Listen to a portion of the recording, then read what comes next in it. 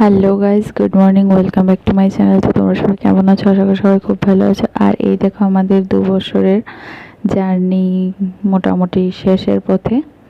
তো সেটা বলতে হচ্ছে যে আমাদের 4th সেমিস্টার কমপ্লিট আজকে। তো একটা এক্সাম দিয়ে দিয়েছি, তো ফার্স্ট হাফ দিয়ে দিলাম। তো সেকেন্ড হাফের জন্য ব্রেক ছিল, তো তার এই ফাঁকেই একটা ভিডিও বানিয়ে নিলাম ক্লাসে বসে।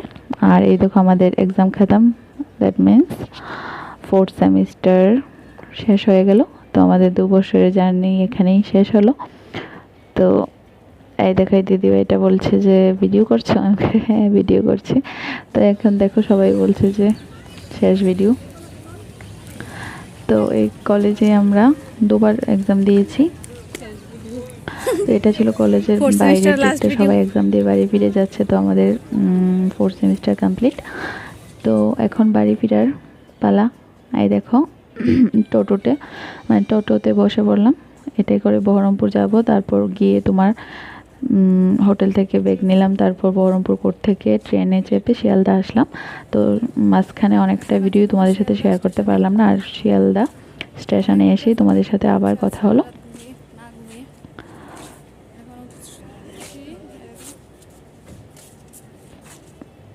তো তারপর শিয়ালদা স্টেশন থেকে তোমার গাড়ি করে চলে গেলাম কোথায় দেখো।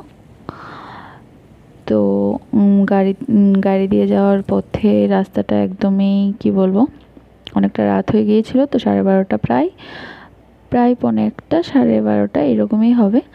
তো গাড়ি ঘোড়া বেশ ছিল মোটামুটি, কিন্তু ততটাও ছিল না। রাস্তাটা ছিল একদমই ফাঁকা, মোটামুটি ফাঁকাই ছিল, কারণ ততটা গাড়ি ঘোড়া ছিল না যতটা মানে দিনের বেলা হয়। এটা তো স্বাভাবিক, তাই না?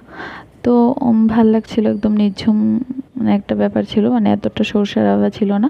তো তার জন্য একটা ভিডিও করে নিলাম। তো ভাল লাগছিল রাস্তাটা, যেতে যেতে একটা ভিডিও করে নিলাম।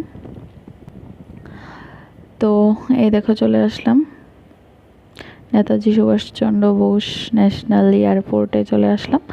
তো তখন প্রায় বাজছিল প্রায় 1টা 1:30 নাগাদ বাজছিল, এরকমই কিছু একটা হবে। 12:30 এমনই 1টা 1:30 নাগাদ হবে। তো চলে আসলাম তোমার এয়ারপোর্টে। তো আজ রাতটা এয়ারপোর্টে কাটাতে হবে, কারণ আর আমাদের সাফারটা ছিল সকাল থেকে।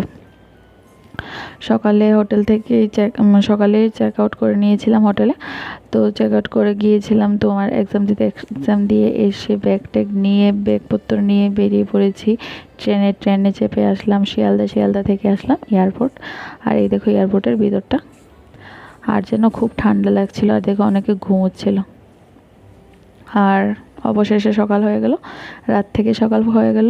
সকাল প্রায় 7:30 আমাদের ফ্লাইট ছিল। তো তার আগে আমরা ফ্লাইটে উঠে পড়লাম। তো চলে আসলাম তোমার নেতাজি সুভাষচন্দ্র বোস ইন্টারন্যাশনাল এয়ারপোর্টের ময়দানে। তো এখানে অনেকগুলো ইন্ডিগো ফ্লাইট দাঁড়িয়েছিল। তো আমাদের টিকিট ছিল ইন্ডিগো ফ্লাইটে। তো ইন্ডিগোতেই আমাদের টিকিট ছিল। তো চলে আসলাম। আর এই দেখো আমি আর আমাদের সাথে 2জন আর একজন জোন এতে ছিল। তো ও আগে চলে গিয়েছিল ভিতরে, তো আমরা ছিলাম জোন 2-তে। তো তার জন্য আমরা পরে গিয়েছি। তো তার জন্য আমরা ভিডিও করতে পারছি। আর আমরা গিয়েছি, সকালের ফ্লাইট ছিল আমাদের 4জনের, আর একজনের ফ্লাইট ছিল তোমার 12:30। তো ও বসে আছে এয়ারপোর্টের ভিতরে। তো আমরা তো দেখতেই পাচ্ছ আমরা আলটিমেটলি ফ্লাইটে উঠে পড়লাম। তো ঠাকুর করে বাড়িতে আসলেই হলো। সত্যি আমার না এয়ার হোস্টেসগুলোকে খুবই ভালো লাগছিল, খুবই স্লিম ফিগার ছিল আর ভালো লাগছিল আর কি। আর এই দেখো ভিতরেও ছাড়িনি ভিডিও করতে। তো অল্প কিছুটা ভিডিও ভিতরে গিয়েও মানে ফ্লাইটের ভিতরে ঢুকেও আমি কিছুটা ভিডিও করে নিয়েছি।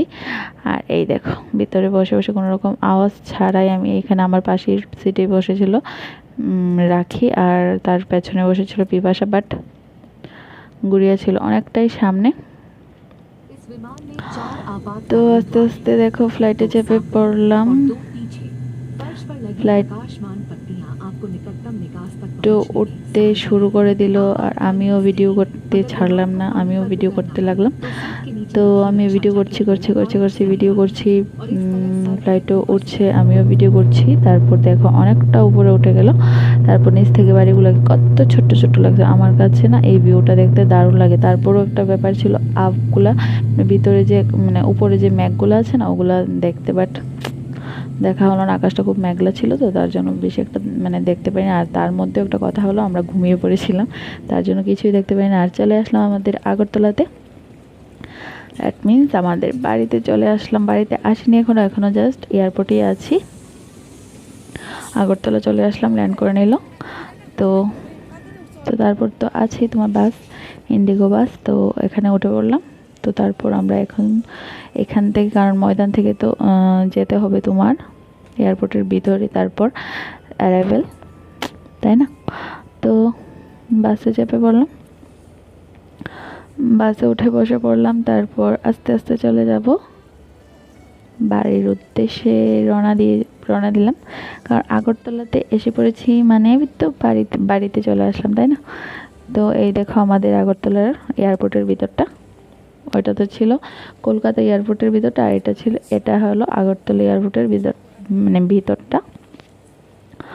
তারপর হলো এই ছিল এটা মানে আমাদের আগরতলার বাইরের লুকসটা। এয়ারপোর্টের বাইরের লুকসটা ছিল এইরকম। আমি তোমাদেরকে কিছুটা দেখানোর চেষ্টা করেছি। তো ঠিক আছে, তো ভিডিওটা কীরকম লেগেছে অবশ্যই কমেন্ট করে জানাতে ভুলবেন না। টাটা।